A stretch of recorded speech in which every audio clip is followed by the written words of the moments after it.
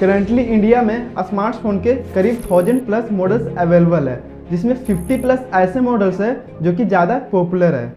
अब आप इनमें से कोई एक फ़ोन लेने के लिए लोगों का रिव्यू देखना, कमेंट्स पढ़ना, फ़ोन की processor, RAM, camera, storage, battery backup, ये सारी चीज़ें घंटों तक चेक कर लेने के बाद फाइनली आप एक फ़ोन ले लेते हो। ये तो टट्टी है। ये तो होना ही था। जब भी आप कोई फ़ोन लेने की सोचते हो तो सबसे पहले आपको ये श्योर होना होगा कि आप फ़ोन ले किस पर्पज़ से रहे हो, लाइक कैमरा के लिए ले रहे हो या फिर गेमिंग के लिए ले रहे हो। तो मैं बताने वाला हूँ कि कैसे आप बस इस वीडियो की हेल्प से अपने लिए एक बेस्ट फ़ोन चूज कर सकते हो।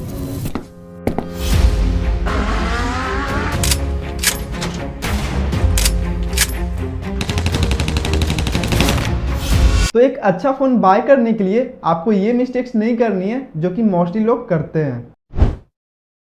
फ़ोन जितना महंगा होगा उतना ही अच्छा होगा। बात तो सही है। बट क्या आपके लिए वो फ़ोन परफेक्ट है? ये मैटर नहीं करता कि फ़ोन जितना महंगा होगा वो फ़ोन मेरे लिए उतना ही अच्छा होगा। जितना ज़्यादा मेगापिक्सल का कैमरा होगा वो फ़ोन उतना ही अच्छा होगा। अब तो आप ऐसे में ये भी बोलोगे कि इस फ़ोन के सामने ये DSLR बेकार है। बेकार है भैया, मैं तो टूट गया। क्योंकि मेगापिक्सल कम है। एक अच्छी इमेज कैप्चर करने के लिए मेगापिक्सल मैटर नहीं करता है अपर्चर। एक कैमरे की सेंसर जितना ज़्यादा बड़ी होगी उतना ही लाइट कैप्चर करेगा, और जितना ज़्यादा लाइट कैप्चर करेगा इमेज में उतना ही ज़्यादा डिटेलिंग होगी। सिर्फ लोगों का रिव्यू देखकर अपने लिए फ़ोन बाय मत करो, क्योंकि आप नोटिस करना वो अपने हर स्पॉन्सर वीडियो में ये सेम चीज़ें ही बोलते हैं कि कैमरा ज़बरदस्त है, इस प्रोसेसर के साथ अच्छी गेमिंग कर पाओगे, बट डिटेल में किसी चीज़ को शेयर नहीं करते। क्योंकि ऑब्वियस सी बात है, हर चीज़ को डिटेल में शेयर करने लग जाएं तो वीडियो बहुत ही लंबी हो जाएगी। तो मैं ये नहीं कह रहा कि लोगों का रिव्यू वीडियो मत देखो, आप देखो, बट उस फ़ोन की स्पेसिफिकेशन और उसकी डिज़ाइन जानने के लिए। और उस फ़ोन की कैमरे की रॉ फोटोज देख सकते हो जो कि डिस्क्रिप्शन में ड्राइव की लिंक दी हुई रहती है। तो ये सारी इन्फॉर्मेशन आप एक रिव्यू वीडियो से ले सकते हो। भले ही ये बात कुछ लोगों को बुरा लगे, बट ये एक कॉमन मिस्टेक है। किसी दोस्तों के बीच एक महंगा फ़ोन देखकर शो ऑफ के चक्कर में आप उस फ़ोन को बाय मत करो। तो ऐसे में करना क्या है? तो मेनली 3 टाइप के यूजर होते हैं। पहला कैमरा के लिए, दूसरा गेमिंग के लिए, एंड थर्ड जो कि नॉर्मल यूजर होते हैं। तो फर्स्ट ऑफ ऑल अपने लिए कोई फ़ोन बाय करने से पहले ये चीज़ जान लो कि हर ब्रांड कोई कैमरा पे फोकस करती है तो कोई परफॉर्मेंस पर। जैसे iQOO और वीवो दोनों सेम ब्रांड है, बट iQOO जो है गेमिंग के लिए जानी जाती है और वीवो कैमरा के लिए। आप स्क्रीन पर देख सकते हो अकॉर्डिंग टू यूजर मैंने कुछ ब्रांड्स को फिल्टर किया है। तो सबसे पहले मैं कैमरा से रिलेटेड बात करूं तो Samsung, Apple, Google pixel, Oppo और वीवो के कुछ टॉप ब्रांड लिस्टेड है जो कि कैमरा के लिए जाने जाते हैं।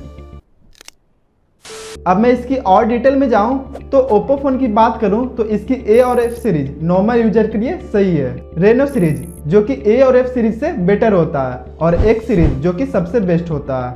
अब मैं सेम प्राइस के 2 फ़ोन को उठाता हूं, iQOO Neo 10, Samsung Galaxy S24 FE। तो मैं आपको एक वेबसाइट बताता हूँ जो कि मोस्टली बड़े क्रिएटर इसी से सारी इन्फॉर्मेशन को रिसर्च करते हैं, GSM Arena। इस वेबसाइट में आकर आप किसी भी डिवाइस की छोटी से छोटी डिटेल को देख सकते हो। जैसे कि मैंने यहाँ दोनों फ़ोन्स की डिटेल निकाल लिया है। तो सबसे पहले मैं सैमसंग की मेन कैमरा की बात करूँ तो 50 मेगापिक्सल, iQOO का भी 50 मेगापिक्सल है। सेंसर साइज की बात करूँ तो इसमें 1x 1.56 एंड iQOO का सेंसर साइज 1x 1.95, जो कि सैमसंग की काफ़ी बड़ी सेंसर दी हुई है। अपर्चर लगभग दोनों में सेम ही है। अल्ट्रा वाइड की बात करूँ तो 12 मेगापिक्सल देखने को मिलता है, iQOO में अल्ट्रा वाइड 8 मेगापिक्सल देखने को मिलता है। सैमसंग में आपको 10 मेगापिक्सल का टेलीफोटो देखने को मिलता है, यही iQOO में ये चीज़ दिया हुआ नहीं है। इजीली समझो तो अगर आप दोनों फ़ोन से इमेज कैप्चर करते हो तो ज़्यादा डिटेलिंग सैमसंग वाले फ़ोन में देखने को मिलेगी, क्योंकि इसकी सेंसर साइज iQOO फ़ोन से काफ़ी बड़ी है। वही जूमिंग भी देखो तो चूंकि टेलीफोटो लेंस दी हुई है तो ऑब्वियस ही बात है जूमिंग के बाद भी इसकी रिजल्ट अच्छी आएगी एज कंपेरिजन टू iQOO। अगर आपको स्मार्टफोन के कैमरा पर डिटेल वीडियो चाहिए तो हमें कमेंट जरूर करें, मैं नेक्स्ट वीडियो में इस पर डिटेल वीडियो जरूर लाऊंगा। अब अगर मैं गेमिंग फोन्स की बात करूं तो लिस्ट में आता है iQOO और Asus ROG, जिसमें कि आप हाई लेवल की गेमिंग कर सकते हो। और भी गेमिंग फोन्स की लिस्ट में आते हैं पोको, रेडमी, इन्फिनिक्स। अगर आप नॉर्मल गेमिंग करते हो तो इनमें से आप कोई एक ब्रांड को चूज कर सकते हो। अब मैं फिर से उन दोनों फ़ोन को कंपेयर करता हूँ। इस बार देखेंगे CPU। तो सबसे पहले आप iQOO में देखो जो कि ऑक्टा कोर दिया हुआ है और सैमसंग में 10 कोर दिया हुआ है। तो कोर में ज़्यादा डिफरेंस नहीं है, बट क्लॉक स्पीड काफ़ी डिफरेंस है इसकी। और यहाँ दोनों CPU 4 नैनोमीटर पर बेस्ड है। अब यहाँ आप iQOO में देखोगे तो एक कोर 3.2 गीगाहर्ट्ज का है, यही सैमसंग में 3.1 गीगाहर्ट्ज का स्पीड देखने को मिलता है। 3 कोर जो है 3 गीगाहर्ट्ज का दिया हुआ है, बट इसमें 2 कोर जो है 2.9 गीगाहर्ट्ज का दिया हुआ है, जो कि इसकी स्पीड थोड़ी कम है। फिर आप इसमें देखते हो 2 कोर 2.8 गीगाहर्ट्ज का स्पीड दे रहा है और इसमें 3 कोर 2.6 गीगाहर्ट्ज का स्पीड दे रहा है। बाकी इसमें जो बचा 2 कोर ये 2 गीगाहर्ट्ज का स्पीड दे रहा है और इसमें जो बचा 4 कोर 1.95 गीगाहर्ट्ज का स्पीड दे रहा है। अब इसकी बेंचमार्क की बात करी जाए तो iQOO में आपको 2.4 मिलियन की एंटूटू स्कोर देखने को मिलती है, यहीं सैमसंग में आपको 1.7 मिलियन की एंटूटू स्कोर देखने को मिलती है। यही GPU की बात करूं तो इसमें आपको Adreno 825 की चिपसेट मिलती है, यही सैमसंग में आपको Xclipse 940 का चिपसेट देखने को मिलता है जो कि AMD बेस्ड है। Adreno GPU गेमिंग के लिए बेस्ट मानी जाती है क्योंकि इसमें FPS ड्रॉप या फिर लैगिंग का प्रॉब्लम ये सब इशू देखने को नहीं मिलता।